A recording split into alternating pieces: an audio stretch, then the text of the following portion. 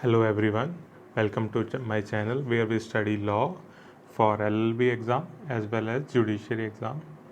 We are starting with section 18 of the Limitation Act. Section 18 talks about effect of acknowledgement in writing. So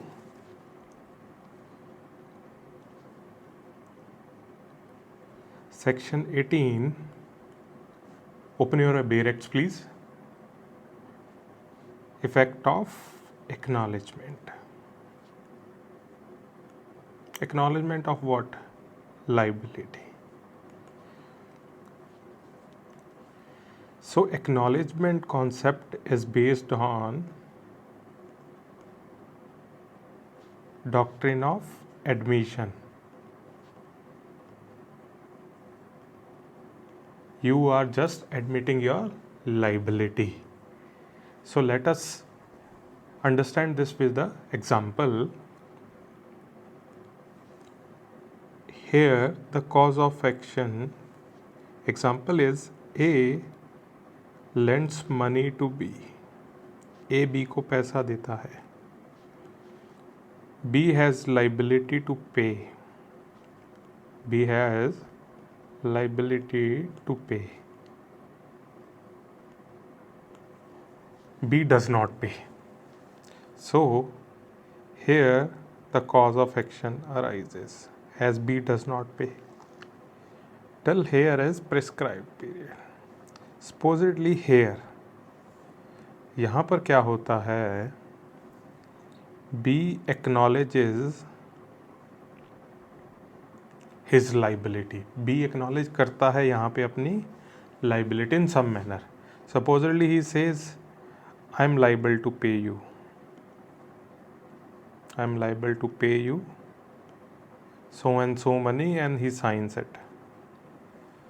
So from here, the day of acknowledgement, a fresh period of limitation shall be computed from the date when acknowledgement was signed.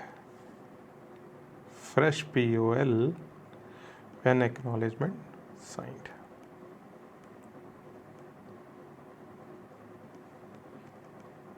So आपका cause of action arise हुआ prescribed period से acknowledgement sign हो गया, तो the day जब से acknowledgement sign हुआ है वहाँ से period of limitation की calculation वहाँ से start होगी, ना कि cause of action जहाँ पर arise हुआ था. So the requirement is acknowledgement must be in writing as well as signed. So open your Bayer Acts, let's read the section 18 where before the expiration of prescribed period. तो prescribed period की expiry से पहले की बात चल रही है. For any suit or application, तो remember it, ऑर्डर 21 की एप्लीकेशन पे सेक्शन 18 नहीं लगता, क्योंकि एक्सप्लेनेशन सी ऐसा कहती है, for an application for execution और decree or order shall not be deem to be an application in respect of any property. So let us come to the main clause where before the expiry of the prescribed period किसी suit के लिए, application के लिए, in respect of any property और right, किसी भी property के respect में एक्सपायरी से पहले एक एक्नॉलेजमेंट होता है. An acknowledgement of liability in respect of such property has been made in writing and sign. Please underline the word writing and sign, it's very important. तो एक्नॉलेजमेंट ऑफ लाइबिलिटी किस में होना चाहिए? राइटिंग एंड साइंड होना चाहिए. किसके द्वारा? By whom?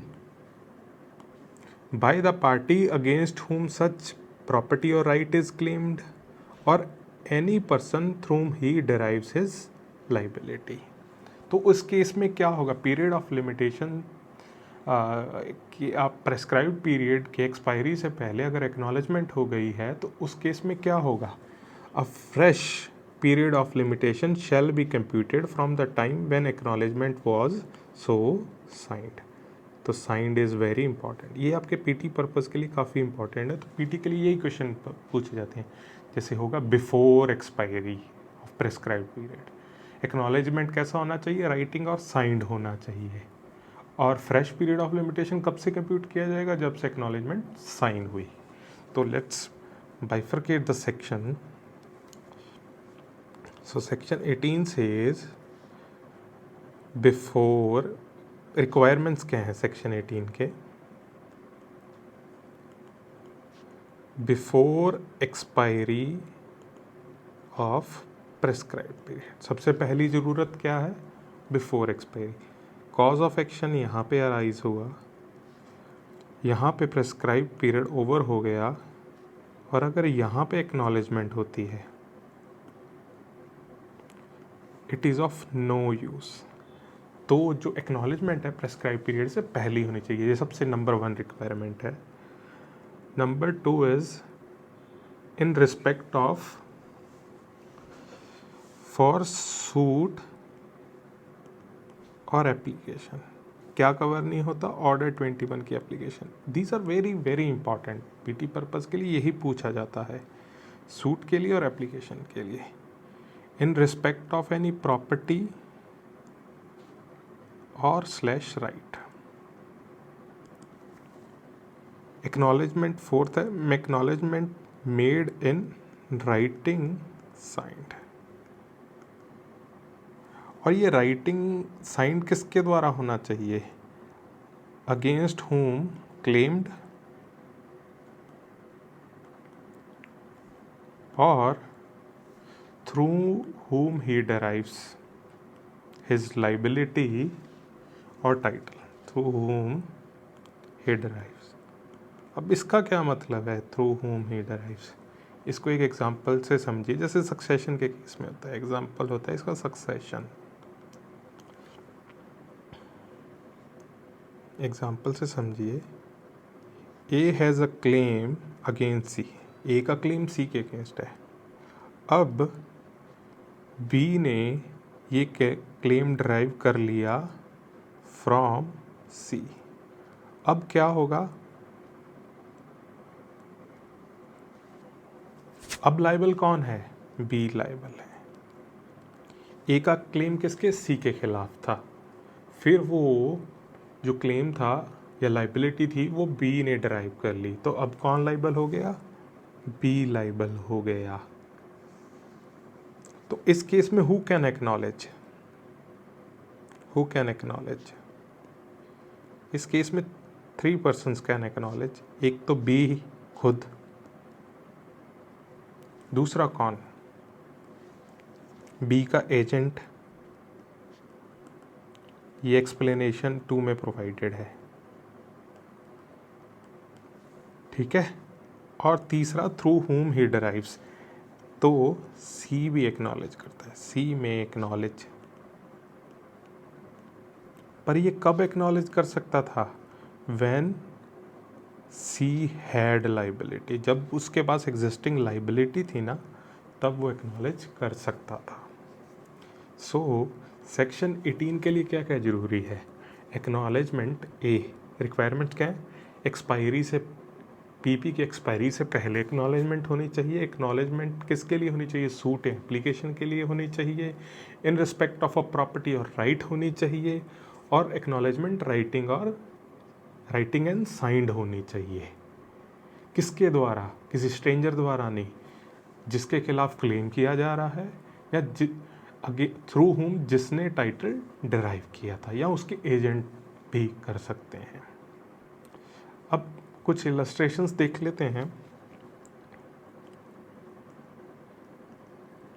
जैसे I am ashamed that the account has stood so long, तो it is a acknowledgement. I am ashamed that the account has stood so long.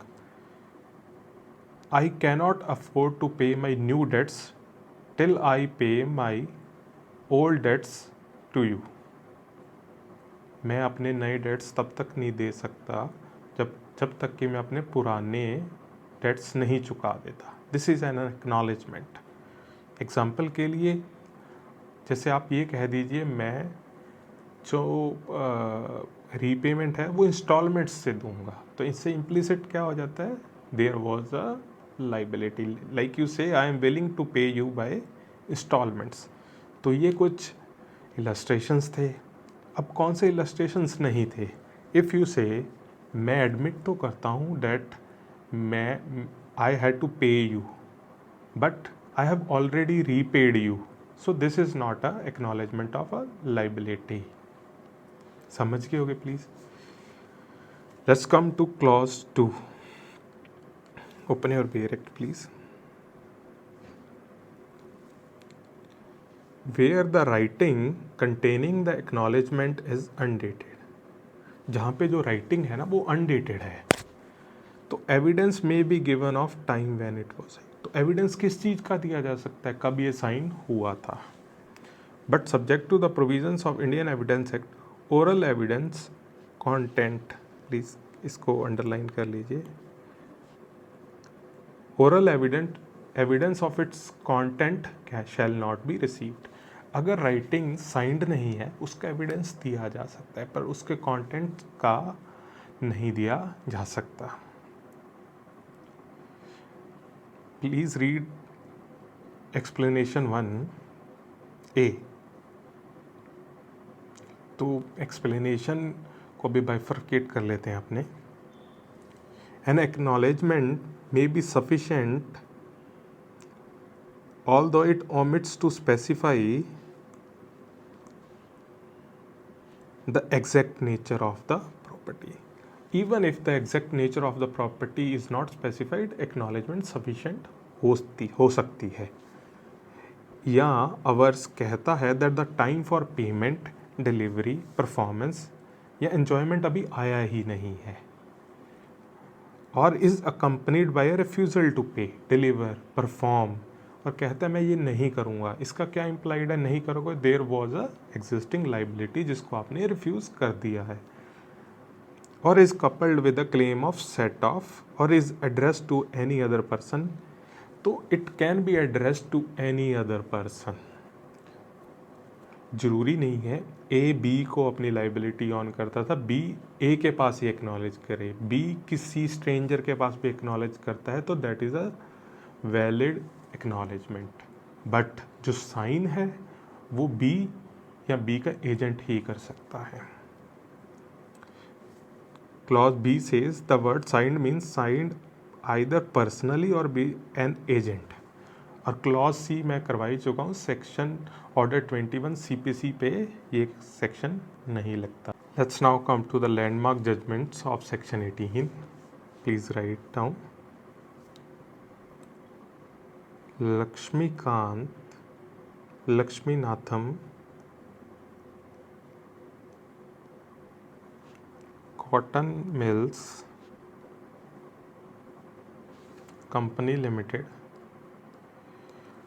Versus aluminium corporation of India.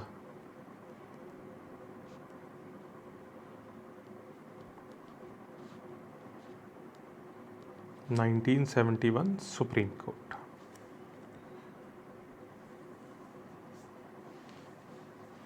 It was held in this case, for an acknowledgement, party need not exactly declare his nature and extent of liability. Need not declare exact nature and extent of liability. क्या चलेगा? Rather a broad general admission is sufficient. Broad general admission is sufficient. तो ज़रूरी नहीं है specifically amount तक की exactly हो, broad general admission हो तो चलेगा. तो it was also head that the liability should be present and existing. जो लाइबिलिटी है ना ये प्रेजेंट और एग्जिस्टिंग होनी चाहिए.